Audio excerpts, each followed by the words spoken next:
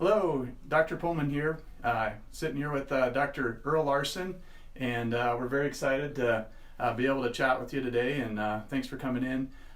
Dr. Larson started the practice here at Kearney Urology Center, PC, back in 1974. 1974. Yeah, and so he's got over 45 years of experience, and we just recently celebrated his retirement party in November, the end of November, so definitely has given tremendous service to the community and just has got loads of experience.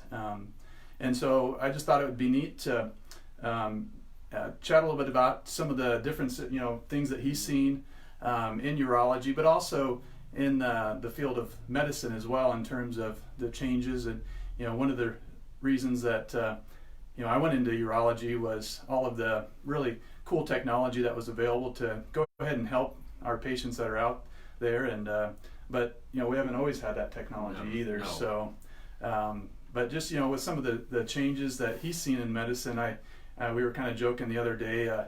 Now you told me that there were cigarette vending machines at the hospital.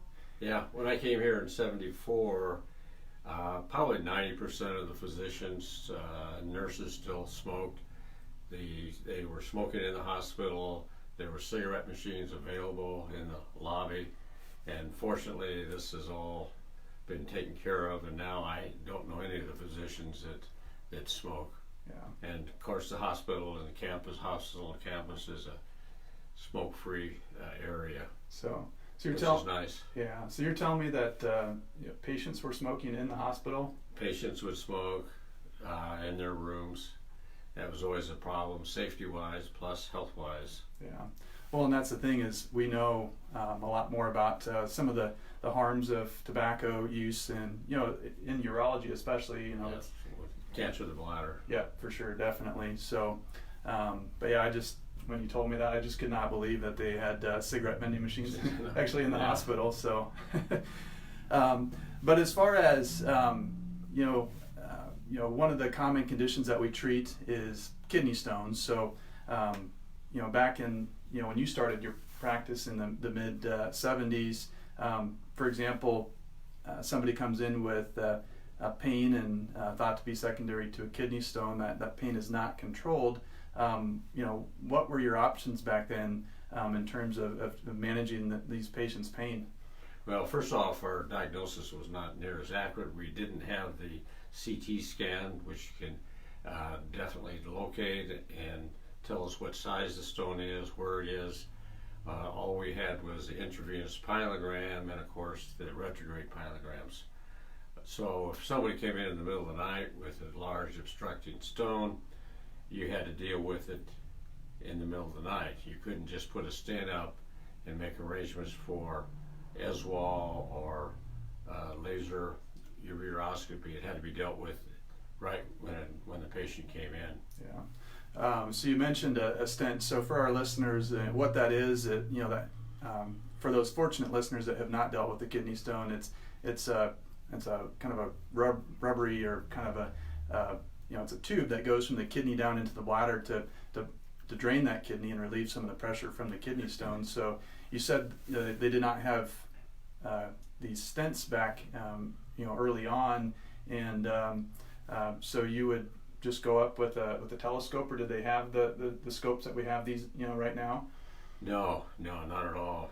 All we had in the early 70s was the cystoscope, and the fiber optic system was just coming available, which gave us much better visualization of the urinary tract. Yeah. So we didn't have the flexible ureteroscope. We didn't have the nephroscope. So most stones were dealt with an open procedure, incision to remove them. Wow. So nowadays we can actually go through a telescope to get that stone out if necessary. But so you were saying you would actually have to make an incision to open them up to get that stone out. Right. All our stones in the ureter, in the renal pelvis, were dealt with through an open surgical procedure. Wow. Yeah. So certainly some advances and so far, and especially with and you mentioned some of the different technologies that we use now in terms of laser and shockwave therapy to bust out the stone. Were not available when I started, or during my residency or during my early years here in Kearney. Yeah. Well, and you mentioned a cystoscope, which is a telescope that can go inside the bladder. A ureteroscope is a telescope that can go up into that drainage tube that drains the kidney. It's much smaller than the scope that goes in the bladder. Now, the other thing that I don't think you always had was actual cameras or monitors to look at. So how did you actually see into that telescope? It was all through direct vision. Yeah. So you had to put your right. Your eye right to the right, and the fiber optics were a big advantage over the incandescent light bulb, which we had on the initial scopes. But today, the field of vision with the fiber optics is much better. Yeah. Well, so some of the other common conditions that we treat would be prostate conditions. So BPH or enlarged prostate is a common condition that us as urologists treat, and certainly has had quite a few advances in terms of treatment and diagnosis. And so, for example, you're treating a patient that has an enlarged prostate. What were your options, and did you have some of the medications that we have nowadays back then? No, the medications didn't come out until probably late 1970s.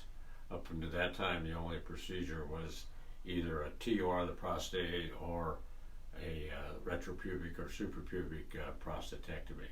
Yeah. So what does that mean by TUR? Is that something that you can go in with a telescope then to remove that tissue? That's done without an incision. It's done through the urethra, where the center portion of the prostate is resected out, and then the pieces are irrigated from the bladder.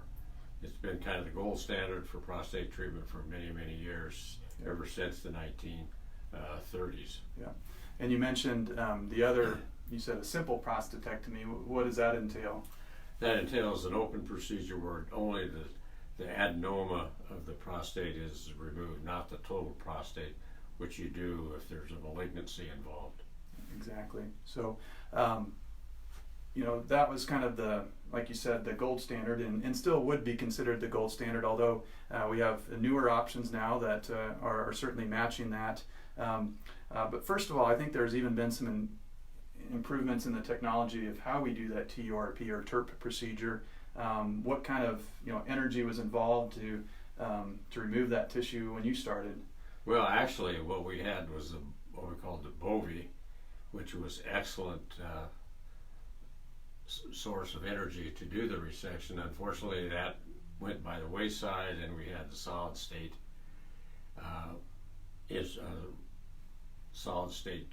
system for getting the energy to do the resection, but that had a lot of drawbacks, and now it's improved drastically over the last couple of years. Yeah. So with the earlier technology, it was more of a monopolar energy, which it may not cauterize or cut quite as efficiently. Now it's more of it's called a bipolar energy. So when you started first doing these TURP procedures, how many days were in the hospital were the patients? Generally, the patients were in 2 to 3 days in the hospital. Yeah, and I think kind of with the newer technology with the bipolar TURPs, I think we're seeing that most patients go home the next day, so they stay in the hospital overnight, then they go home the next day. Yeah, right. Yeah. So a procedure that ultimately you sent quite a few patients to myself and Dr. Williams is a less invasive procedure, and can you describe that procedure and how many years that we've been doing that procedure? Well, after several years ago, a number of procedures for the prostate came about. The microwave, the thermal energy, the balloon dilator, all these had significant complications, poor results, and all fell by the wayside until probably 8-10 years ago the UroLift became available, which definitely has been an improvement over the other means of treating prostate enlargement. there are very few side effects. Fortunately, with this procedure, it's generally done in the office, and it has fairly good results. And it's withstood the test of time for now 10 years. With the other procedures, didn't last very long. They were short here, and shortly they were gone. Yeah. And what he's describing in the UroLift procedure is a procedure that I think the technology they've been developing for quite a while, and there's definitely data now for a good 5 years, and success in our practice here has been doing it for about 4 years, and it's a procedure that we can open up that tissue. We're not having to cut or burn the tissue. We can simply open up that channel, and it can be done in the office, like you said, generally without a catheter after the procedure, and really the only treatment option with no sexual side effects, which guys appreciate. And so now transitioning into prostate cancer, but also prostate cancer screening. So when you got out in practice in 1974, were they doing screening for prostate cancer at that time? Early detection of cancer of the prostate was very rare until 1990, when we had available the ultrasound probe and, of course, the blood tests. The PSA combination of early detection made a big improvement after that. We were able to detect patients that were suspicious for having cancer of the prostate, and we were able to do biopsies to confirm the diagnosis at an early stage. So you mentioned PSA. So what does PSA stand for? Prostatic specific antigen. It's a blood test. The prostate cells produce the antigen. Only prostate cells do this, so if it's up, it's only from the prostate. Correct. So specific to the prostate, but not entirely specific to anyone. Not to cancer, but it's just specific to the prostate. Yeah. So when you started using the PSA, certainly a huge advantage to being able to actually screen someone, because before that, it was, like you said, it was sometimes too late in terms of catching this. Right. Before the PSA, most of our diagnoses were made when the prostate cancer had advanced and spread beyond the prostate, and where a potential cure was not available. Yeah, for sure.